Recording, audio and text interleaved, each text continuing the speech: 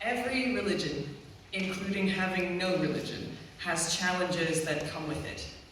The intricacies of practice, whether or not your religious holidays require you to take leave from work in order to honor them, how available supplies specific to your path are, and a host of other bumps in the road are plenty to manage as is. But along with that entire body of concern, there is an additional layer: what other people think. I'd love to live in a culture where it truly does not matter. But what other people think doesn't just end with the inside of their skulls. Unfortunately, there are very real consequences to the stereotypes that go with different religions. As a Unitarian Universalist pagan, I am most familiar with the issues pagans face.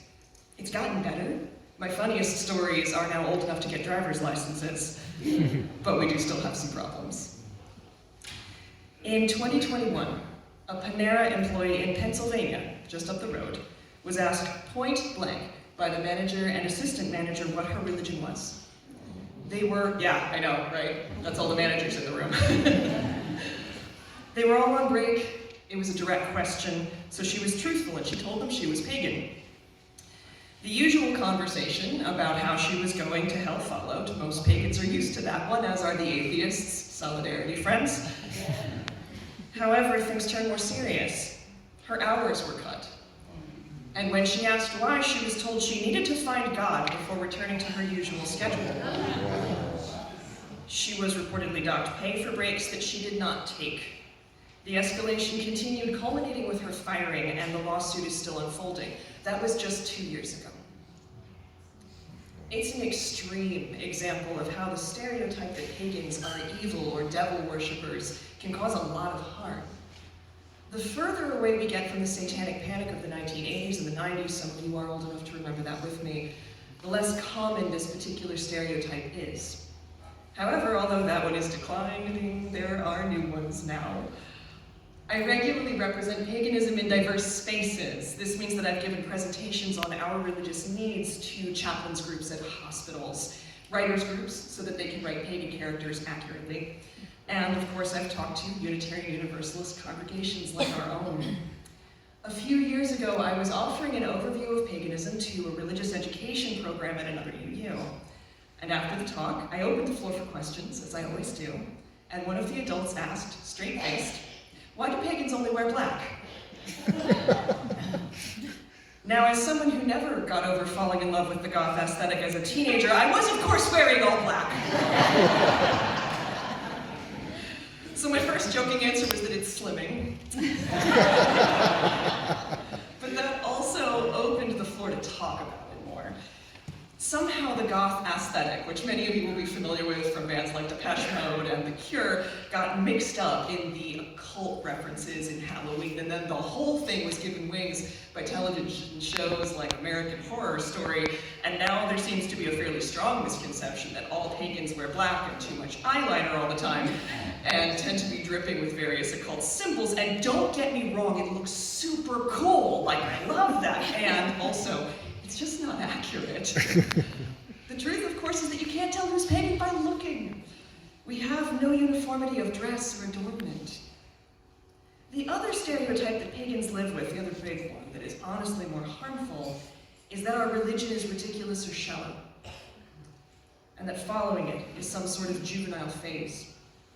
I can't begin to tell you how many times I have been told something along the lines of, yes, well, paganism doesn't actually count, when discussing religious practice. The understanding that the different belief systems within paganism are followed just as reverently, just as devoutly as mainstream religions just hasn't made it across. And it's usually this latter stereotype that keeps people in what we refer to as the broom closet. Privately practicing paganism, but never discussing it outside of very carefully monitored spaces. I've been a religious leader among my own people for many years now, and over that time I've had to be very careful about who appears in photos and articles. The perception of frivolousness can be very harmful to a pagan's career. Similarly to Unitarian Universalism, we have a surprising number of engineers, researchers, scientists in our religion. In this region, we also have a large number of government employees, some of them quite high up the chain.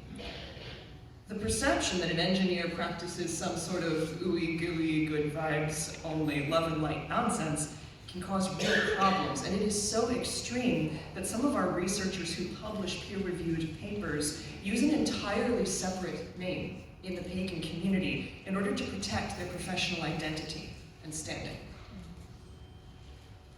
I think one of the saddest things I've seen play out are a few people who left paganism because they couldn't find a good way to reconcile their religious life with their day-to-day life.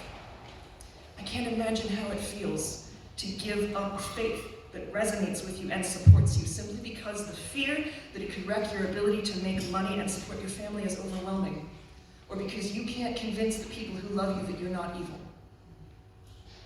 And I've talked to people who feel the pull of pagan beliefs, but feel like the path isn't an option for them because they're not into goth or a spooky aesthetic. We're not the only religion with stereotype problems, of course, and there has been progress. I'm not asked anymore what time the orgy is scheduled to begin. That really happened. But we're not out of the woods or the broom closet yet either. And part of why I've devoted so much of my life to clergy work within paganism is the hope that the next generation will have it a little easier than I did. So I'll keep on explaining that my own preference for black clothing is because I listened to too much Susie and the Banshees as a teenager. And I will continue to work as a bridge in the hope that one day people will understand that my religion is no less vibrant, meaningful, or devoutly practiced simply because it has a different structure than Christianity.